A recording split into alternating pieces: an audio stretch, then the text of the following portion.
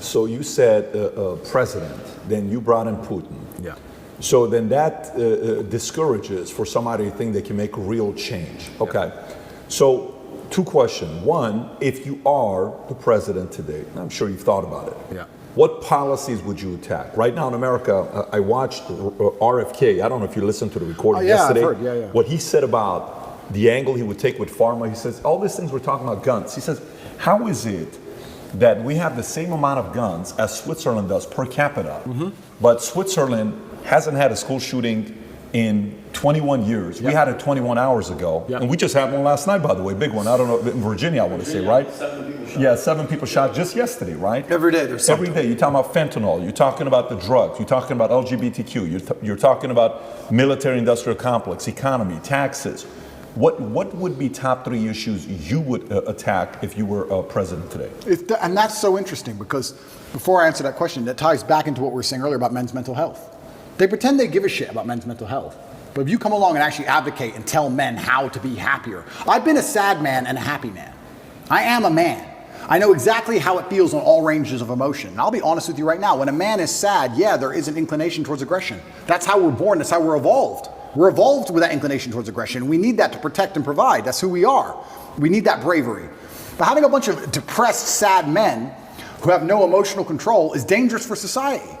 I say this all the time. They try and pretend that I'm somehow dangerous for society by telling men to stand up for themselves and be masculine. Absolutely not, really not. When you tell a man to have no emotional control and be more feminine, that's a school shooter.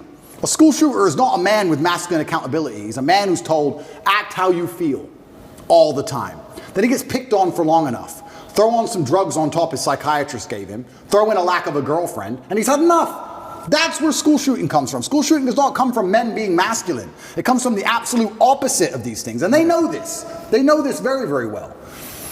To fix society, we have to fix it at the most base level, the root level. I think America and most countries need more transparency and understanding of how things work. But when they're attacking the family unit, they're attacking all of these issues. Every issue you've just labeled all starts back down to the beginning. I really think the reason I would like to argue, and I don't know any of the statistics on this, in the 1950s, I'm sure there was prevalence of guns all around America, but there just wasn't the school shooting. Why? What was different? What was different in the years before that there is now? I think it's just because children obeyed their parents, and their parents were a family, and there was a degree of responsibility that was instilled inside of people, and there's a degree of accountability, and there was a degree of honor and pride. Great question. There's a degree of honor and pride. Yeah. I'll tell you something now. I bet in the 60s, 70s, whatever, in any country in the world, people didn't want to do dumb shit because the family would be known as criminals. The last name would be tarnished. Their son did this. You hear what their son did? There was a vested interest in all of it. Now you have a school shooter who's going to go out there, be a piece of shit and kill people, and then their parents are on TV, well, yeah, he was failed by the system. They don't even feel any shame. It's unbelievable. If one of my children or someone close to me did something that heinous, I would be disgusted. I would apologize just for the name alone. There's no honor left. There's no pride left in the name. And this is what happens when you remove honor and pride from people. If you have no honor and no pride, nothing really matters. What matters anyway? It doesn't matter if you're out of shape. It doesn't matter if your kid's a piece of shit and a criminal. Nothing matters without honor and pride. And this is done on absolutely every level. I said this to Tristan the other day. I was actually saying we were driving, well, the other day, long time ago. I haven't left the house in a while. We were driving and I said, even on the most base level, I said, every building is ugly. Have you noticed that every new building is ugly? It's ugly. Tristan goes, yeah, it's all the same glass, big square, ugly building. In the 1400s, we built these ornate, gorgeous buildings. And now everything's ugly. Why is that? And well, I'll tell you why it is. It's because they don't want you to have any intrinsic attachment to a specific place. If all the buildings are beautiful in a specific town, you have intrinsic attachment to that town. You care about that town. You want good things for that town. You'll protect that town. You'll defend that town. What is that? That's a barrier. That's a parameter. If everything looks the same all the time, you'll just move. Who cares? Oh, they've messed up San Fran. Who cares? I'll just move somewhere else. Let's move somewhere else. It's all the same. Globalism doesn't matter. It's all the same. Buildings in Berlin and New York, they all look the same. Where's all the beauty gone? When there's beauty, you have an attachment to that beauty. They want to remove all your attachments from everything. Even now, when they try and psyop you into, let's say, the way that models all look different than they used to before, right? Models all look different. Victoria's Secret. Yeah, and I was arguing this point, and someone's saying, oh, but that's because you have Eurocentric beauty standards. I said, no. I'm going to correct you, because I know you think you sound smart using the word Eurocentric, and I'm going to correct you because you're a dumbass. Let me tell you what beauty standards are. Beauty standards, by definition for something to be beautiful has to at least be unique. If everything is beautiful, then it's not beautiful. If everything's beautiful, then it's standardized. For you to take a model who looks the way they look without any effort at all, and they look like most out of shape, uninteresting people on the street, you cannot call that beautiful because it's standardized, you can see it everywhere. Beauty means it must have been difficult to obtain.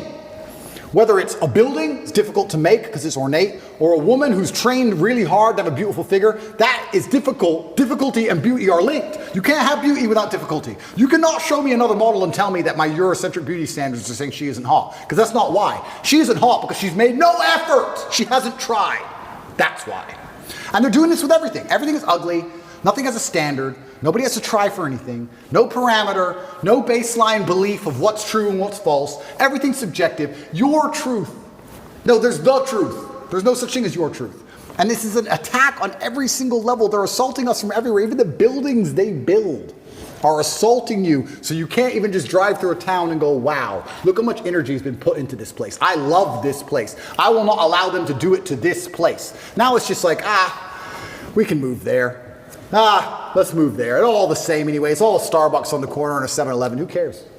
It's all the same. Why fight? Why fight for any of it? It's all done purposefully. I'm telling you, call me a conspiracy theorist, call me crazy. I don't understand why an architect would now decide, who hires an architect? I'm going to build a building. Let me hire an architect to come up with the same sketch of the same bullshit building, which is already existing everywhere. How much did I pay him? Yeah, what we're going to do is we're going to build a skyscraper made of grass that looks like every other one. Is that it? We did all this 600 years ago. We built cathedrals, and now we build this crap? Why? Everything is on purpose. It's all a psyop. It's all a psyop. When they're putting these models on there, the psyop is you don't have to try. You don't have to try at anything. Don't try. Doesn't matter. Just don't try. Wait for the government. We'll give you some food stamps. You'll be okay. It's participation trophy. It's slavery. It's slavery. When you need to do every single thing they say to eat, that's their end goal. That's what they want. It's slavery. They don't want you trying anything. Even going to the gym today is an act of rebellion. Even being in good physical condition is an act of rebellion. If I put up a photo of me and I'm in good physical shape, there are people who write underneath it, oh, you're dumb, you train so dumb. They insult you for it. Like, you're a bad person because you have standards for yourself. That's the level of bug man they want to get you to. Of course, these people will give up meat and eat the bugs and live in the pod. Of course they will. They have no standards. They have no self-respect, no standards. Of course they can live in an ugly building, a big, ugly matrix pod. That's all they want. Is it somebody has to sell you on that? Or is it going back to conditioning? Or what would it be? Is it someone selling you, or is it conditioning? And it goes back to my original point about the family. I do believe that a reason we didn't have so many problems before is because I believe the families had standards. And some cultures still do. I have friends who are Chinese. My dad, I cannot not get an A. That's just their culture. When my dad was still alive and he was teaching chess, my dad would charge $400 or $500 an hour for chess lessons. And towards the end of his life, he goes, all of my students are Chinese or Indian. Nobody else wants to spend money, $500 an hour to teach their kids chess. Only the Chinese and Indians will spend that money to make sure their kid is that good. So that's it. They're the ones who invest the most in their children. They still care on that level. But most families don't wake up and go, I want my children to act a certain way for the legacy, for the family name as a whole. I'm instilling standards upon them because of the last name. My entire life I've had standards instilled upon me. My entire life. Your last name's Tate, you can't do that. Your last name's Tate, you're not allowed to do that. Your last name's Tate, hit him back. I've been like that my whole life. And now we've removed all standards from everybody. This is why you get school shooters. These school shooters should be too embarrassed to even embarrass their fathers. They should wake up and go, I would never do this to my family. And I'll also, this is definitely going to get me canceled, but I'm going to say it because it's true. I'll say it by extension for suicide. I don't care what you do to me. I'm Andrew Tate. I cannot kill myself. I can't. I'm not allowed.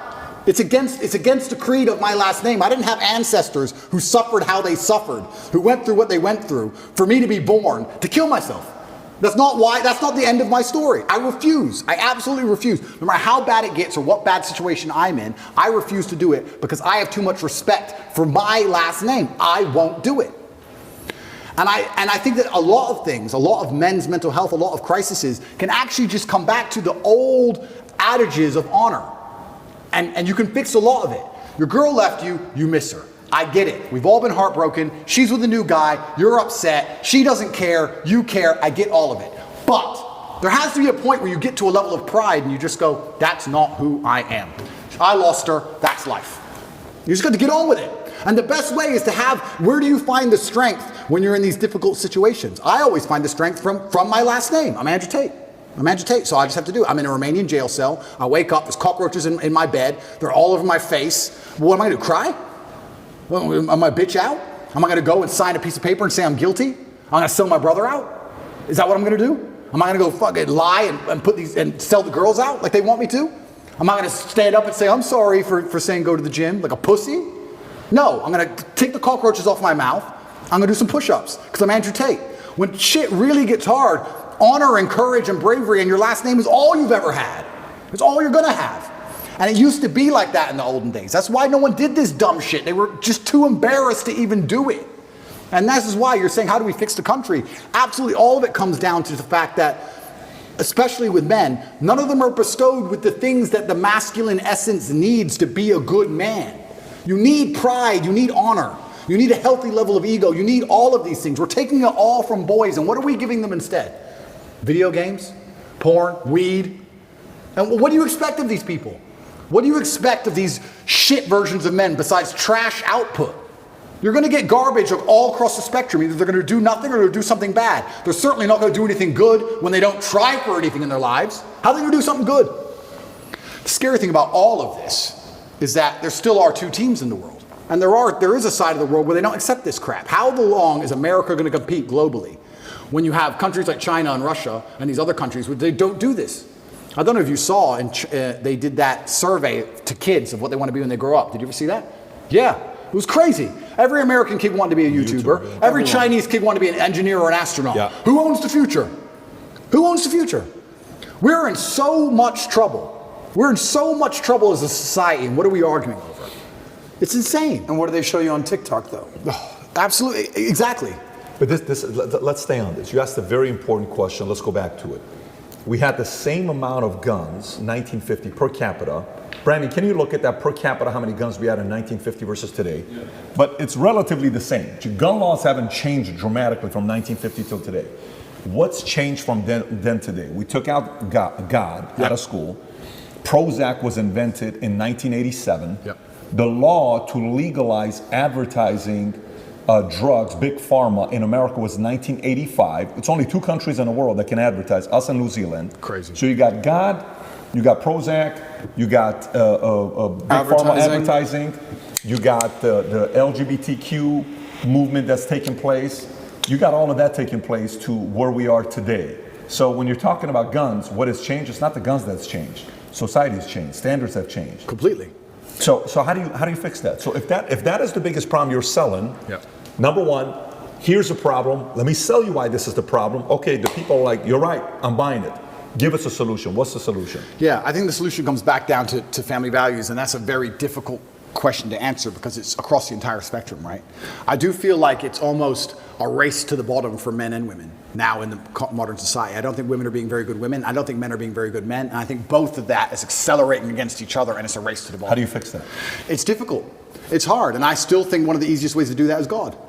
I think if you bring back some degree of morality and some degree of standard to both sexes, I think things will start to get better. I can tell you right now, they talk about why does men not want to get married anymore. Men don't want to get married anymore. They come up with all these elaborate reasons. The main reason men don't want to get married anymore is because their girlfriend was with me for free. So why are they going to marry her? That's the bottom line of it. Why would you, a white dress means virgin. Marry who? A girl from the club who your friends have been with? Do you want to marry her? Like when you remove all of the morality from life, you just end up in a scenario where the only possible logical move is to act without morals. Game theory, right? We sit there and we analyze things logically. If you're going to be, if all the women you meet are immoral, how are you going to act?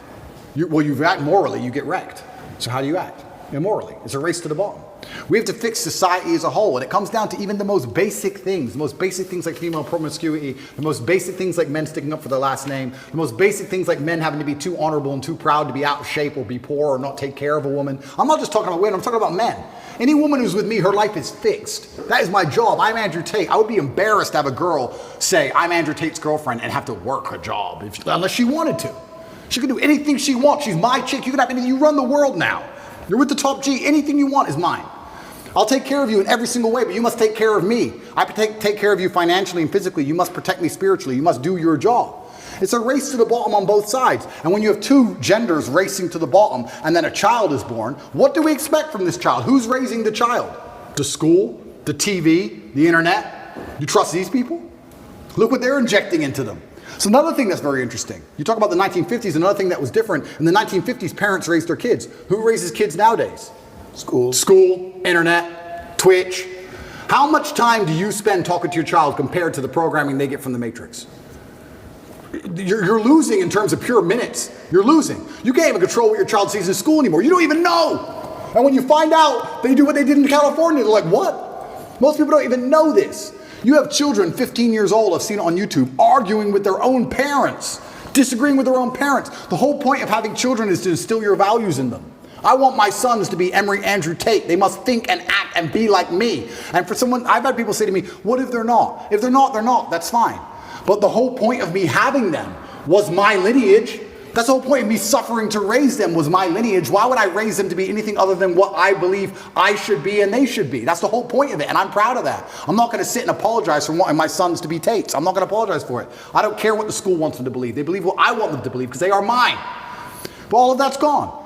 So then we also talk about what's different between the 1950s and today. These kids are being raised by people who aren't their parents, and whoever's raising them clearly ain't teaching them anything good. It's teaching them, if you feel, act how you feel. You can't tell men that. It's dangerous. You can't tell men to act how they feel. You can't tell men to not have emotional control. You can't tell men to cry anytime they want. Because men don't just cry sad, they cry angry. They cry very angry. You don't want that. You have to teach them stoicism. You have to teach them all of these things. And it's all gone. So, okay, so let's stay on this. This is actually a very interesting topic we're in, from 1950s till today. So you're saying, if somebody is a Tate, if somebody is my wife, if somebody is my son, you're going to be doing this. I'm not going to let a teacher X, Y, Z. Okay. Well, 90% of America doesn't have the money to be able to Correct. put them in a private school. Correct. Where right now is June. If you go on YouTube or Twitter and look at Pride Month, everywhere kids are coming to school. Parents, teachers got these pride stuff going on all over the place. Parents are like, look, I'd love to put them in a private school, but even some private schools are doing it right now. In Florida, there is a private school. It's known one of the best private schools out there. You know which one I'm talking about? I won't mention it. Starts with the letter P. People should know what it is, but they already know what I'm talking about. We have a party at our house, okay? And baseball. My son, so he's got a baseball. All the players are their parents. I'm talking to the parents. So, hey, meet one of the girls. So, what school do you go to? Oh, well, I was going to such and such school, but now I'm going to such and such school. Oh, really? Tell me why. The dad's like, yeah, it's just, reasons. He gets uncomfortable. Yeah. I said, no, really, tell me why. I'm curious. Well, I don't really want to get into it. I said, are you uncomfortable because it's political reasons? Well, yes. I said, well, let's just say you're safe to say it here. Yeah. He says, am I fully safe? I said, what do I need to tell you for you to know you're fully safe? You're fully safe with us because you know my position. Yeah. He says, fair. He says, we took him out because they started asking my daughter to do X, Y, Z with pride, to write on this. And she wrote a letter, a paper that was opposing the opinion, and she failed the class because her opinion didn't match whatever they were saying, and boom. Now, I said, what's going on with that private school? That school's $50,000 a year per kid, the one that's grooming. $50,000 a year per kid. Yep. There's an exodus from this school to go to other schools. So one, some parents don't have the option, Andrew, to say, you and I are not worried about it. I'm not worried about it, but the people I'm leading, they're worried about it. Absolutely. How do you fix it if you're that person without the resources you got? And that's another thing that's difficult, because I have two answers to this question. I have the arrogant answer, and I have the answer that I believe is helpful. I know the arrogant one. We'll give both of them. I'll give both. Yeah. The one I actually believe is helpful. This is where I think things like we discussed earlier, like the Klan comes into effect, right? Imagine you had 18 kids from 6 or 7 groups of parents, and everyone's living together.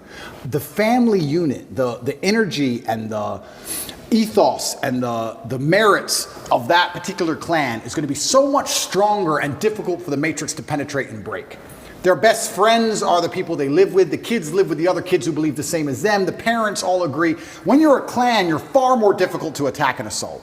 So I would say the first thing I would do if I was a parent of normal income, I would try and find other parents who agree with me and try and find other people who are ideologically sound. And I'd make sure that our children are friends and they spend the most time with each other. And I would try for us all to go on holidays together. And I would also put in conscious effort to try and deprogram. I don't think many parents say to their kids, what did you learn today? I'd be doing that not to check on the kid. I'd be doing the check on the school. But let me challenge you. What's going on? Sure. So let's role play. Go ahead. Ask me the question. What did you learn at school today? So today we learned that Dylan Mulvaney had the courage to stand up for her beliefs, and she's a hero because she's out there and she's helping a lot of other people that are going through challenging times be able to stand up for themselves. Okay. What are you going to tell me? I would say, why do you think they want you to believe that? What do you mean that? Why do you think they want you to believe that? They've told you something. Yeah. I don't believe that's true. What they've done is lie to you. Why do they want you to believe that? Perfect. So say you now convince me I'm your son. Yeah. Great. I go to school tomorrow. Yeah. Ready? Correct. Now I'm in school. Correct. Hey, Miss Jones says, hey, Patrick, so tell me, so what did you think about this as this, you have to write this paper? Well, let me tell you, last night I was having a conversation with my dad, and my dad told me, why do you want me to believe that? Yeah. Then comes the phone call. Yep. And then now you're cornered as a parent, and now what do you say to the school? Say I'm the school, role play. Correct. And I can't role play it by myself. That's It's what I'm difficult. saying. It's That's the difficult. point. And this is the exact point why you need a clan, you need a network, you need other parents. If I was a parent and my child was going to public school, I'd be extremely interested in finding other parents whose kids were going to that public school. Yeah, you have the PTA meetings, etc., but there has to be a degree of strength in numbers. It's hard. You can say homeschooling, that's the cop-out. But the other answer, the more arrogant answer to this, is actually an answer I gave after the subway incident. You know, in New York with the subway where they choked the guy and he died. Yep. I get asked all the time, Andrew, what would you have done in that scenario? It's a very difficult scenario. I mean, we can argue whether he choked him too long, whether he was trying to protect people. There's a bunch of arguments. But it's very unfortunate. This goes back to what I was saying earlier. You can no longer just be the average man, the average citizen. I insulate myself from so many problems with money. I know this is a terrible thing to say and people aren't going to like hearing it, but it's true. I never have to worry about some garbage on the subway. I never have to worry about, do I stand up and defend this woman or allow her to get attacked because they're going to put me in jail? I never have to worry about some fight on a plane because the ticket was $40. I never have to worry about my kid going to learn something they don't want to learn. I don't have to worry about any of this because money protects me, right? So when I say this, like if I have a girl and she's saying, all you do is work, you need to be a dad too. I'm being a dad by being rich. That's me being a dad. That's how I protect you all. I'll work 18 hours a day every single day. That's me being a dad more than almost anything, because that's how I protect you and everybody else from all this insanity. It's the only way to do it, because you need to be flexible. We're fully on the same page. I'm on the same page as you. I also went and made the money, so I get to pick and choose. Yeah. What I'm talking about is a message, because the reality is not everybody is going to go out there and make the Correct. 10 a month or Correct. whatever you make. It's just not going to happen. Correct. The market's not set up that way. Correct. Quite frankly, not everybody brings that kind of value to the market. Correct. To garner that kind of pay. You know that, I know that. Correct. Okay, how can you and I help the audience that is sitting there, great citizens, Yep. net positive. Yep. They take their kids to church on Sundays. Yep. They work their butts off. They're doing their best to keep their marriage together as hard as it is. Yep. They're paying the bills for the kids. They're making 80 grand, 120 household income. Yep. They can't talk like you and I. You're right. What do they do? You're right. Let's give them the solution. You're right. So if I was them, here's what I would do. I would make sure that my family had core parameters and core beliefs that we believed in, and I would fact check everything my child was told against those core parameters and core beliefs. So let's say one of our core parameters and core beliefs was hard work. We believed in hard work and dedication. When they came home and told me something about body shaming or the fact that models can change, I'd say, does that agree with the beliefs and the merits that this family has decided we're going to operate under? Yes or no? I would have a framework, I would have a gate which ideas have to penetrate through. Every idea has to be fact checked against a gate, a parameters of set values that was stuck to my last name. Honor, courage, discipline, hard work, whatever those parameters are. And I'd say to my child every day, what did you learn in school? I'd listen to it and I'd say, does that align with our value on this? And also, I'd make this very clear, because this was done to me as a child. I'd make it very clear to my children that they're exceptional. I think every single person is exceptional for different reasons. We talk about normal children, normal families. That doesn't mean they're not an exceptional individual. They can still be an exceptional person. Totally. Who knows what they might become? Sure. I'd say you're an exceptional. You don't believe what everyone else in that school is told to believe just because it is said. You're an exceptional person, and we have a framework we operate under because your last name is X, and our framework is this. Does that align with hard work and dedication? No, it doesn't. Why are they trying to tell you that? Because they're trying to attack the framework which you need to be successful. My father said to me when I was young, my father had many quotes, and I use them all the time, but one of my favorites was, I allow manipulation to find out where my enemy wants me to go, and then I use my mind to break the trap and punish the perpetrators. That's the exact line I will tell my child. I'll say, they've attempted to manipulate you. We've allowed it. I allowed you to go to school and listen to this. Why were they trying to manipulate you? Where do they want you to go? They want to take you away from discipline. They want to take you away from hard work. Now we're going to use our minds to break the trap. We now know what they want. My father explained this saying to me, and he said why it was so important, and it's true. If you don't allow them to manipulate you at all, you don't know where they want you to end up. You might get tricked another way. You might take another road to the same destination. You allow the manipulation. Tell me what you want me to believe. Tell me what you want me to understand. Allow it to manipulate me all the way to the end. I see the end goal. This is what you want. No. And this is what I would teach my children and explain. Your time in school is going to teach you some very important things that you need to know. And they're also attempting to psyop you and trick you and poison your mind. And we are going to discuss daily, built within our family framework, within the code of our last name, to see which are true and which are lies. It takes work, like everything else on earth. It takes work. And I know it's hard. Parents are out there, they're working, they haven't got time. Their kids are on the internet. It's difficult. But you have to put the work in because you are almost fighting an enemy for the minds of your children now. You know what I think? You know what I think is, that's great. Very good feedback. But so I lived in Iran. And in Iran, you'd go out there and you'd say, so hey, listen, people asking about religion, don't talk about it. Are we Christians? I don't know. Talk to my mom and dad. You don't need to answer the question, right? Because there's that fear. So parents are teaching kids to not talk about their values and principles. The element that parents fear what the school's gonna say to them and not give the kids the best grades, because imagine you got a 10th grader or even a senior. If you really say what you believe in, that teacher gives you a C. You don't get the A to get the 4.3 GPA to get the scholarship because you can't afford it. You have to be like constantly like this. So parents are telling their kids, look, whatever I'm telling you, don't tell them. I think it's bigger than that. I think a part of it is this is the first time we had stats, and I don't know how long this was, where kids graduating high school are not valuing a four-year college as much as they did before, okay? That is a threat to the establishment because they can't be a control, right? Number two is there is an element, when I'm watching this video with these parents yesterday in Glendale, and this is where I grew up, this is my street. I grew up Broadway and Verdugo, right next to that post office. I'm 200 yards away from the high school is where I grew up, and I lived on Doran for a couple of years before I went to Wilson Junior High School. And I'm seeing these parents upset, like, how is this? This is common sense. Leave these kids alone. I think there's got to be an element of those parents coming together in a form of a strike, I believe, to say, if you want the tax-funded money that's being given to your school district, hey, we're not coming. We're going to decide to do schooling together, and we're going to use this place or this facility and that facility, because they have to feel the pain. They cannot do that to the kids. So my only messaging with what you're saying right now, number one rule is what? Go start a part-time income, make an additional $3,000 a month so you can send them to the private school that they're teaching right values. Okay, that's number one. Two, I can't afford to do that. Three, this is the other option that you got. And you're right. And Trump said it in his book, The Art of the Deal. He said, if you're not prepared to walk away, you can't negotiate. And that's the same with absolutely everything. If there's never a bottom line in which you say enough, then you can't negotiate. You have no negotiating position. We talk about this when it comes to children in schools, but this is also very applicable for relationships. I've had girls who say to me, you know what, I was watching TV and they were saying that, I don't know, X, Y, Z. And I would say, listen, I take care of you. I love you very much. I'm going to make sure you have everything you've ever wanted. I'm going to make sure you're physically safe. That's why you're not going to go walking home alone drunk. It's not because I'm a misogynist. It's not because I dislike you. It's not because I'm controlling. It's not because I'm manipulative. It's because it's for your safety, and your safety to a degree is my responsibility. But I saw on the news X, Y, Z. If you believe the news over me, then go find another man.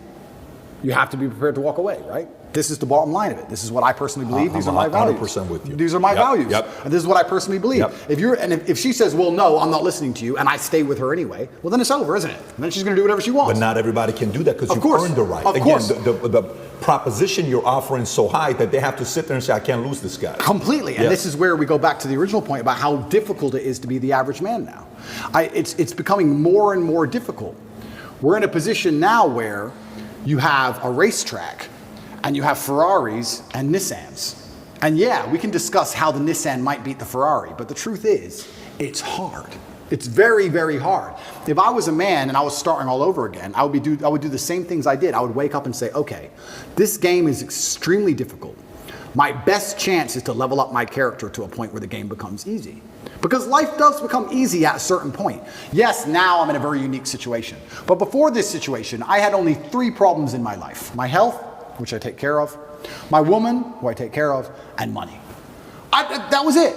If I made enough money, I had no other problems. If you're broke, you have lots of small problems. Yeah. The car doesn't start, the school fees are coming up, whatever, we need new clothes for the kids. I had one problem to fix. If I fix my one issue, everything else is fixed. You get to a point in life where someone goes, oh, we've got an issue, how much?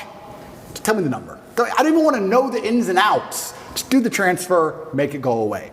So, yeah, as a man, I think you have that imperative to understand that the video game of life as a man is exceptionally difficult, and especially as you get older, as you progress with the levels, it gets harder. It's getting harder and harder. You need to level up your character. This is what amazes me when men go, I struggle with motivation. How can you struggle with motivation in the modern world? Are you asking to just lose? Are you asking to just be erased from humanity? Yep. Are you asking to be invisible? How can you be an 18-year-old man and say, I don't have the motivation to train as hard as possible and get as rich as possible? You are born to lose if you don't have motivation at 18. In the modern world, as competitive as it is, all those girls, those 18-year-old girls you go to school with, are talking to some 28-year-old man with a yacht somehow. And you're sitting there lonely and you don't have motivation? You must be out of your mind. The only way to win this game is to become as powerful as possible. It's difficult, and it's getting harder and harder, and this is why I teach the things I teach to men. You can't just be Joe Schmo and win anymore. Those days are over. You have to be something else. The challenge those young men have, though, it's sometimes not even their fault. Why? Single mother, raised by a single mother. They've been indoctrinated, and they heard the future is female a million times. Next thing you know, they're 18. They kind of have this victim mentality. It's almost not even their fault some of these times. Oh, completely. We're all in our late 30s, early 40s. We've grown up. I played football in school. He's an athlete, bodybuilder. Obviously, you're a kickboxing champion. We've had coaches. We've had people kick our ass. We didn't grow up with participation trophies. We've had our asses kicked. We've gone through shit. Now we are the shit. A lot of these young guys playing video games, addicted to porn. They grow up with a phone in their hand, raised by women. They weren't raised how we were raised. How do you teach those kids, though? Well, that's exactly what they don't want me doing. That's why they're trying to put me in jail. Because I managed to become, I'm not for a second bragging, but the size of the movement that I created, I turned up in Slovenia. I don't know if you've ever seen that video with the Bugatti where everyone's going, top G. That's the capital of Slovenia. I can't even pronounce it. Ljubljana or something. I've never been there before. Slovenia, where even is it? Like, I can barely find it on a map. I know roughly where it is. If you want a guaranteed way to get in touch with me, maybe you have a business idea, maybe you want some fashion tips, maybe you just want to connect, you could find me on Minect. This is what I was saying earlier on about how complicated masculinity is, but I broke it down to those 3 basic tenets because even a teenage boy can understand if you get enough money and enough power and enough powerful friends and enough sexual access that you're going to be able to build yourself to a man of, I can cry now. I've qualified to cry. When you're an 18-year-old boy, you shouldn't be crying. You should be focused and you should be an animal and you should be training, you should be working hard, and you should be listening, you should be going to coaching. I'm now at a level where I'm allowed to cry. I understand all the different elements of being a man. I understand the tapestry of masculinity fully. I can cry if I decide to. I've qualified for that. But before you get to that point, you have to go through all the hard shit. And the hard shit I've broken down to the 3 basics. And I think that's why they're coming to attack me so heavily. Genuinely because of what you just said. I'm telling kids things, and especially people often ask me, especially Matrix Media, they say, why did you get so big? Because I'm telling the truth. I'm telling the truth, which every man knows is intrinsically true in his heart, because God has instilled him with a basic degree of morality of right and wrong. I'm saying things to a 17-year-old boy, and he's going, he makes sense. I get it. Everything I was told so far just didn't quite click, but this does. And that's what they're so scared of. And I agree with you. You're completely right. And this goes back to, once again, we were saying about last names, family values. The number of times I was told I couldn't do something because of my last name, I think that was my whole childhood. My whole childhood is, well, you're a Tate. Dad, I got an A. Of course, you're a Tate. It was just like, duh. Of course you got an A. But what else are you going to get, a B? What, are you a dummy? That's who I was my whole life. I had standards exacted on me. And I've even heard like psychologists, I have a big problem with psychologists. I don't like them as a whole. I'll tell you some of my scenarios. I've had conversations with psychologists. There's a couple good ones, but there's a lot of them who I don't like. And their ideas, you raise children, don't put standards on, don't put pressure on them. How are they going to perform without pressure?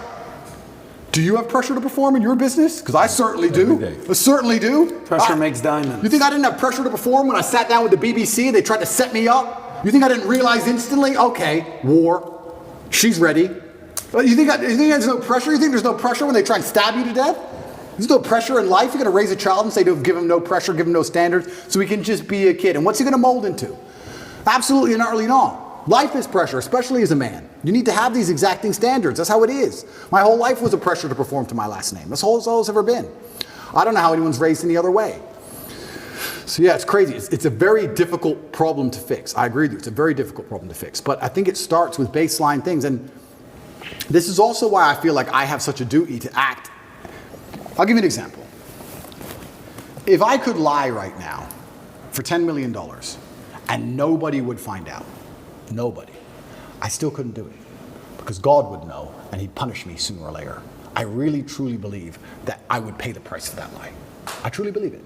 I think if you're a man and you're growing up and you're saying, how do I act? What do I do in this scenario? What would God want you to do? Tell the truth. You'd be amazed how far just telling the truth will get you. In any situation, I can give you benign situations that don't even matter. Your girlfriend caught you. Oh, and no, and I barely know her. Just say, yes, sorry. I love you. I'd love to stay together. But you did this. Sorry. I'm leaving. Okay, goodbye. Next day she's back. You just tell the truth. It could have gone on for weeks. She could have kept spying. She could have called the girl. All this drama. Just sometimes in life, you just man up and tell the truth. That's why in my current scenario, and I was saying earlier, that's the only way you're free, by the way. Completely. Only way you're free. Truth shall set you free. It shall set you free. When I was saying earlier, the incompetence of my enemies is scaring me, and I don't know exactly what to do. All I can do is just tell the truth all the time. I'm going to tell the truth all the time. I'm going to say what I mean and mean what I say, and I'm going to tell the truth, and that's who I'm going to be. That's what I think is the best thing for me to do in the current scenario. But we're not even instilling that in children anymore. We're not even telling children how important it is to not lie. Well, but that's also part of what you're talking about. I want to show you the stat because a guy sent it to me. And then we'll put this for the audience to see as well. Percentage of gun ownership from 1972 till today. Same thing. Exactly the same. If you look at the numbers, pretty much the same thing. So what's been the biggest difference is a lot of these things that we just talked about. By the way, that question you asked from 1950 till today, the candidate that's talking about this, again, I went back to politics, RFK is talking about this. Yep. And I think it's a very important thing to talk about because it's making people go research and see for themselves and to ask the question, what really did change? Completely. We've had this all the time. Completely. What became legal? Why are we adding all these pharmaceuticals to, kiss the Tate? Yep. What else would it be outside of that? So that was the foundation, which I agree with you. Household values, principles, kids, men, raising them better. Yep. What else would you see as a challenge from an outside? And then I got part two of the question for you. Yeah, it's anything else where you say, XYZ would also, by the way, I love the way you say Nissan and status. I just love the way you pronounce those two words, man. For a second you said Nissan, I'm like, what is Nissan? And then I realized what you're talking about. Well, I remember when I was young, other people's parents would tell me off. Do you remember that? Did you ever get that when you were young? Of course. Other people's parents would come up and you better not. Random adults would just tell me off. I was scared of every grown-up. Every grown-up had a degree of authority. Just random adults. We can't do that anymore. There was just a degree of community that's certainly not really lost. And asking me how to bring it back is difficult. It's very hard. And that's one of the reasons why I've become so religious recently, because I think that God is definitely part of that. And that's also the reason I want to live in the clan I live in. That's why it is. My brother can tell my kids off, no problem. If I came home and Tristan's like, I had to scream it all, I'll be like, good. I trust him in his judgment. Good. Scream at them then. Good. They're children. Also, sometimes, you know what? Kids need to be yelled at sometimes. Why not yell at them? What are they going to do? So life's hard. Life's hard. The way we pander and baby children, especially, is insane. I was talking about this the other day. I was talking about how I have a pet peeve, and one of my pet peeves is painkillers. And I was being typical me, and I was going over the top. But I was saying, I was discussing with this guy. This guy said, have you got any aspirin? I said, there's no aspirin in my house. And he said, why? I said, brother, you are not facing 1% of the life difficulties I am facing. Think about it. No government's trying to lock you up. The Matrix isn't after you. They're not trying to frame you. Nobody wants you dead. When God finally gives you a tiny headache to give you something to show you're half a man, a little bit of resilience, you pussy out and take an aspirin. Can't you just have a headache? Just have a headache.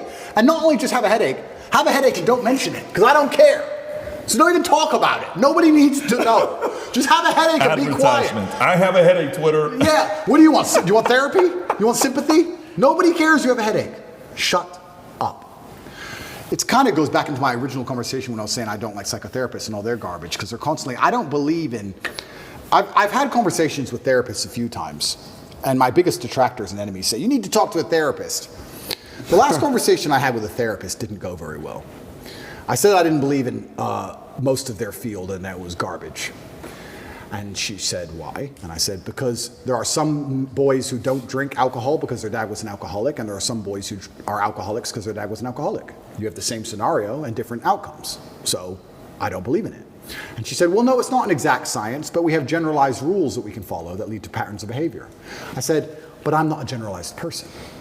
I'm an exceptional person. So everything you've learned and everyone you've ever spoken to and everything in your books does not apply to me, because I'm exceptional and I'm smarter than you and I've done things you could never do, and I'm a world champion athlete and I'm richer than you'll ever be. So nothing you know can possibly apply to my mindset. So why are we sitting here talking? What was the reaction? She just wrote things down on a piece of paper. Probably called me an arrogant piece of shit. Probably said don't like this guy. Complete narcissist, Yeah, 100%, egomaniac, 100%. who knows what's going on But here. I'm right. Yeah. There's nothing you've learned in your You are book that exceptional. applies to people. It doesn't apply to me. It doesn't apply to me. So I don't want to hear it. Don't care. Don't care. And this whole idea, this goes back to the thing about painkillers. That's something I didn't just make up. That's from my dad. I remember being at my friend's house, and I remember him saying I need an aspirin, and he had an aspirin. I remember just being a child and coming home and saying I want an aspirin. I remember my dad going, for what? You're a kid. Shut up. No, you're not popping pills. And I remember my mother going, it's only an aspirin. No, well, nothing wrong with you. Your body is going to go through the same damage it's suffering, if any at all, whether you feel the pain or not. Man up, get over it. It comes down to the details. It's like if you're a professional fighter and you get to a certain level, your coach, once you've been training for 10 years, your coach is honing you on the details. It's the tiniest details that make you a predator.